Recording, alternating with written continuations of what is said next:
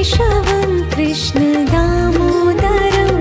रामनारायणं जानकी वल्लभम्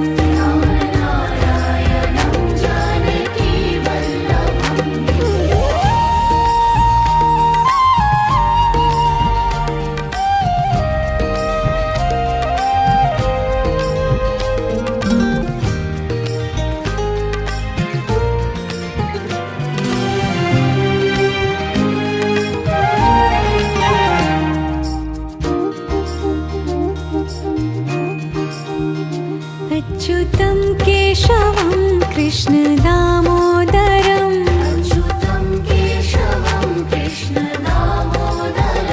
रामनारायणं जानकी वल्लभम्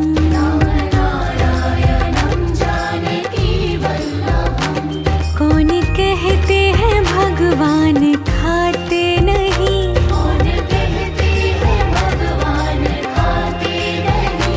वीर शबरी के जैसे खिलाते नहीं